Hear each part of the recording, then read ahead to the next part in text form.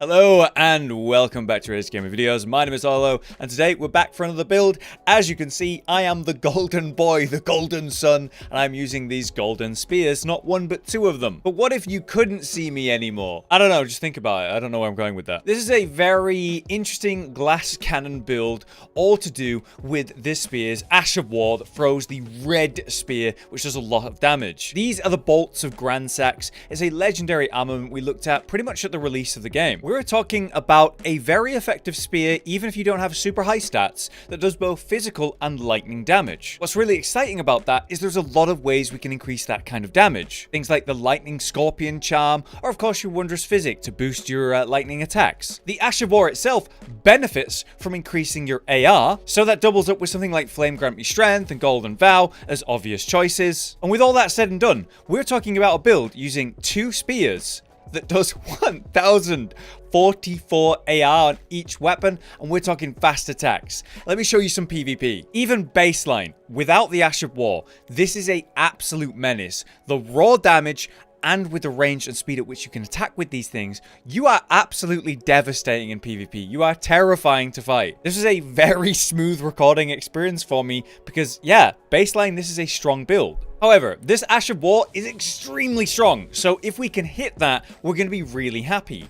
What if there's a way to make it more likely that we will actually hit that? Maybe if they don't see what we're doing, by casting a cloud of darkness and hiding it. It's a very silly concept, but it genuinely works, or at very least gets in their head, which is just really funny. Either you put out the smoke cloud, and then yes, you do in fact hide what you're doing, sending out an Ash of War and dealing some serious damage. Over 1,000 on average I'm hitting people with this thing. As far as a vigor check, that is nuts. How quick this Ash of War comes out, very scary. Now, if we actually do the darkness cloud and it doesn't catch them out, say they are able to dodge us, that's completely fine. What's really interesting is that people just don't see this darkness cloud in PvP. They don't really know what it is or what to expect.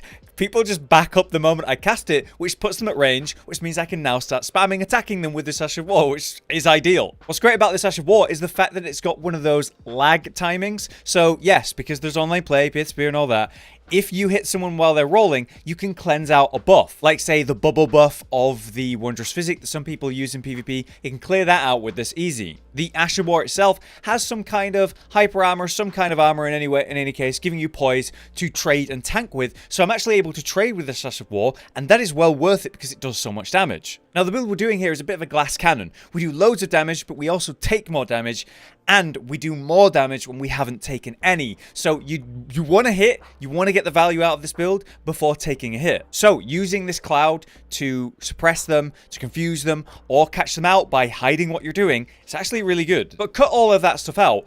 This is seriously strong baseline, like I said. Whether you're using a single spear or both, you have a really strong spear moveset that's straightforward, to the point, good damage, good range, fast. When we work this in power stance, we have some really nice movesets here. Instead of that awkward plunge, which is a bit too single target and not enough AoE, we have a much better jumping L1, which is a double thrust. This is incredible for trading and actually roll catching. These weapons in general are just really quick. The running L1 is going to be good for roll catching or trading, and then your baseline combo is quick and effective, and again, high damage. If you want to slow down your attack for a trade or, say, a roll catch, you can by separating the attack timings by doing a backstep L1, and then we have these slower double attack, which is pretty cool because it's a one hit, then a two hit. 3 hits and 1 attack is pretty cool. So overall, I really rate this build high. It's strong baseline due to the big damage and the fast attacks, and then also you've got the ranged option of just the ranged weapon or the Ash of War itself. The pace of this and the damage is just seriously deadly. The glass cannon stuff comes from the ritual sword talisman, and of course the lightning scorpion charm, which literally makes me take more damage. But you can easily trade these out. Something like Dragon Crest Great Shield,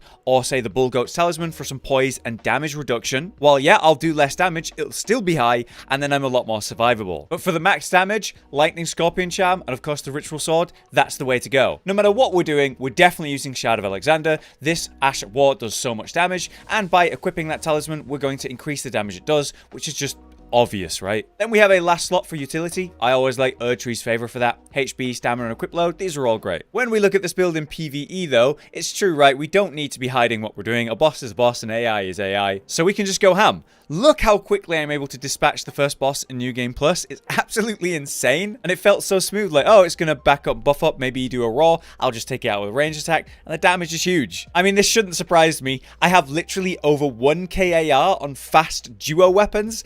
It's really good. It's comparable to bleed builds, in fact. The downside here is that we're going to be a bit squishier than, say, a regular bleed build, and ideally we want to be full HP for the max damage. But to have something that's actually comparable to a bleed build that's been in the game since the start is pretty nice. Also, the Ash of War, if you just want to spam it, big damage, super safe, comes out quick.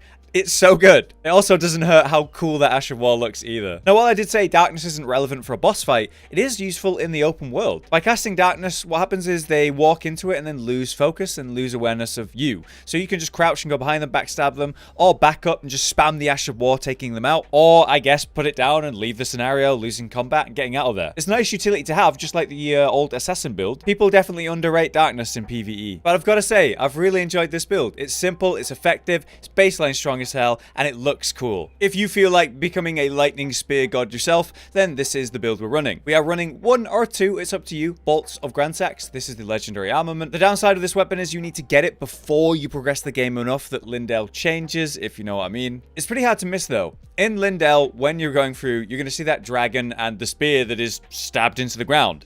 That is the location of the spear. So by going to the Erdtree Sanctuary and heading down and around, taking the lift downwards, you'll make your way along the balcony and then drop down to the spear. Then we literally climb up and pick it up, and there it is. You can only get 1 per playthrough, sadly, but you can have a friend drop your second one if you're able. My armor set is purely fashion. There is no benefit to wearing this other than looking fly as hell. But to get the Erdtree's favor talisman, the utility slot, you want to get the +2 version, and that comes from post Lindell's change. And when you go to the Forbidden Lands and turn around and cross the bridge, you'll find that this area here, this little pond, has been filled with ash. And in the middle is the talisman, just sat there. The Lightning Scorpion charm is a reasonably easy one to get. You find it here in the Windham Catacombs. This is just northeast of the Seathwater River, Grace. You just climb up the ruins and you'll find the catacombs there. And it's behind one of those fog walls that requires the keys. So you'll need a stone sword key to open that up. Progress through the catacombs normally and eventually you'll come across it. The Ritual Sword Talisman, yet another easy one to get, thankfully. At the beginning of the Altus Plateau region, just north of your main Grace, is the Lux Ruins. In the middle of that, you'll find a staircase. You can go down and there's a boss hidden away in there. Very easy to defeat. And after you defeat that boss, there's a chest behind it with the talisman in it. Last but not least, the Shadow of Alexander, the classic talisman we run in nearly every build, it feels like, because Ashes of War is so good. This comes from the Alexander storyline, which we can complete at any time, which is nice. Either way, by progressing that storyline, eventually you'll fight Alexander, and after you beat him, he will give you the talisman. To get the Lightning Shrouding Cracked Tier, which will boost your lightning attacks while you've got that buff, very worth it. You will need to defeat the Guardian of the Minor Erdtree here on the northeastern point of the Lakes region, very close to the Mausoleum Compound Grace, or just under the Frenzied Flame Village here. Go there, defeat the Guardian, and you'll get it. As we've shown, we're using the Darkness incantation, and of course Flame Grant Me Strength as well as Golden Vow. I double buff up these before a fight, and then cast Darkness wherever relevant in PvP or PvE. Flame Grant Me Strength comes from Fort Gale on the outside, on the southern side. It's just on the ground, you can pick it up. Much like Golden Vow, which comes from here, the Corpse Sten Shack, you just pick it up from the ground.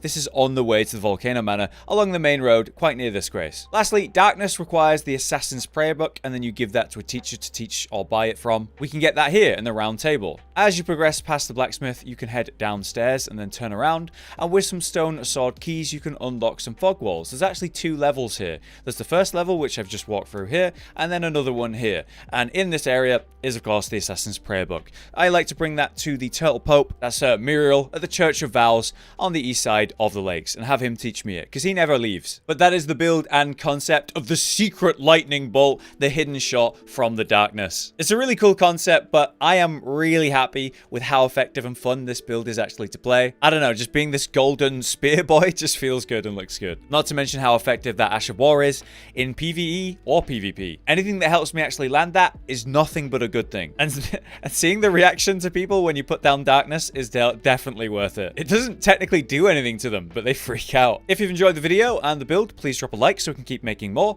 And if there's anything you would suggest to help improve this build or more to it, then please drop it in the comments. For now though, I I've been Hollow, you've been you. Thank you very much for watching, and we'll see you next time. Josh, Cotton, and Hollow with the videos, dropping the humor like a hammer on your tippy toes, bringing entertainment on a daily arrangement to take our insanity and turn it into entertainment. Yes, I said entertainment twice, to reiterate that it is nice to look into your faces on a mostly daily basis when you let us in your homes to make the whole world a stage. Goodbye.